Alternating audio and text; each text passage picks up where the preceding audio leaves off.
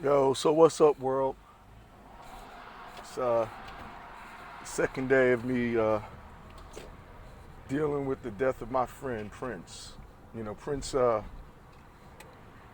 didn't have fans; he had friends. He always used to say that, and just wanted to give a couple of words about that because I know there's some people out there who's really feeling it.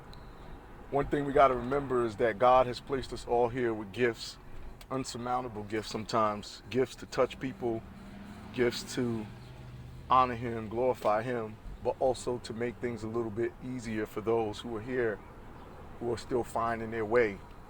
And I firmly believe that Prince is one of those people, man. Hopefully, I don't start crying because, if you know me, you know that I loved Prince. And not primarily because he was a rock star or anything like that, but the man was deep. Lyrics was deep, and his work ethic was unmatched, you know. I mean, between him, Michael Jackson, Janet Jackson, people of that caliber, man, his work ethic, man, the man was truly talented and truly believed and loved what he was able to do as an artist. And I aspire myself to be at that level as an artist as well. You know, uh, when I was in music, it was Prince. Of course, Fleetwood Mac and other artists like that, but it was Prince. I wanted to be able to do what he did, his level of artistry, how he was capable of doing what he did, man. Um, as an actor, as a director, everything that I do revolves around that work ethic. The man was tireless in what he did, um, and I was blessed. I was blessed to be at several of his concerts to witness that energy on stage live, and I was blessed to meet him. You know, how many people can say that they have met people who inspired them? I mean, of course, Jesus Christ is my number one inspiration, and Lord willing, I'll get to see him. And Bruce Lee was somebody, but I never got to meet him. But I got to meet Prince. I got to sit across from a table and have a direct conversation with him and ask him. I asked him if I could, at that time when I was doing music production, if I could remix one of his songs. And he gave me the number to his attorney, but of course it never panned out. But man, would I have loved to have done that. But for that 10 minutes that I had of time to sit across from this man who had inspired me since I was a teenager and to talk with him about how he affected me and how I looked up to him and what he did for me. Anyone I've ever loved, there's a song in regards to that love. Any circumstance or situation that I've been through, there's a Prince song or there's an album that I can equate to a specific time in my life. Because we're always told that music is the soundtrack to our lives. And so, you know, my friends, my true friends, the people who I've experienced stuff with, Michelle Gore, one of my close friends in Georgia, we were Prince, diehards, man. We used to sneak down whenever we'd go to a Prince concert at the Omni. I think we did Love Sexy, and there was another one we did. I can't remember which one it was in Atlanta at the Omni because we went twice. Uh, we used to there was an elevator. We used to call it the secret elevator. It was an elevator that would go down to the basement. Uh, to the basement of the bottom of the Omni, and we would take that elevator. We were that bold. We didn't care. We either wanted to meet with Prince or we wanted to meet with somebody in the camp with Prince, and we took the elevator down, and we ended up in the back of the stage somehow, underneath it, and there were clothes there. It was the Love Sexy clothes. We could see Prince clothes, and people were looking at us. They didn't know who we was until this one man. I guess he was a security guard. He was like, "What are you guys doing here? Who are you?" And he kicked us out. But man, we was down there for about a good 5 minutes before anybody realized that we weren't supposed to be there. And being that we were decent people, we didn't take the clothes, but it was Prince's costume. It was Cat's costume. We could see everybody's costume. But that was a funny moment. But the time that I got to meet Prince was the most magical. It was funny because it was at the Jam of the Year, and it was at the Coca-Cola Amphitheater in Atlanta. And we had these seats, and they were okay seats, but my thing is like, if you're not down the front row, you're not really getting the full experience. So there was some empty seats, and me and Michelle was like, yo, so why don't we just walk down there? It was me, Michelle, Saran, and I think 2 other people. I can't remember who, but we were bold enough. We was like, well, hell with it. Let's just go down there. We went down there, and whoever seats they were, they never showed up. So I'm next to this Latin chick. She bad, just jumping up and down, screaming, losing her mind, body shaking all over the place, and screaming Prince. And so this guy came. I think she had moved up too. We weren't supposed to be there. So this guy came, and I thought he was security. I'm like, oh man, he's gonna tell me to go back where I'm at, where I'm supposed to be, rather than where I'm at. And so he says, are you guys together? And I looked at her, she looked at me, and this is fast thinking. And I was like, yeah, we're together. He said, oh, okay, cool. So he pulls out these 2 little sticker patches and says, you want to go to the after party? and I'm like, yeah. So we take them, right?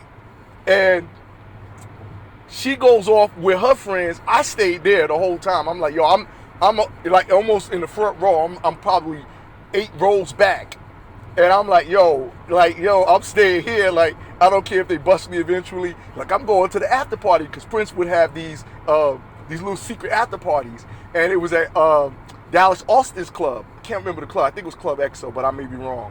But it was at Dallas Austin's club. And so, as soon as the concert was over, we finished up. So I got to stay there the whole time, on the ground floor. And it was probably a $500 ticket easily. And so we go to the club, and it's like packed. It's like everybody's trying to get in, minus people who were at the concert, but just people trying to get into the club, period. Because it was a hot club at that time. So we outside waiting, and then finally we said, well, if they gave us this, we might as well just go ahead and just go straight up.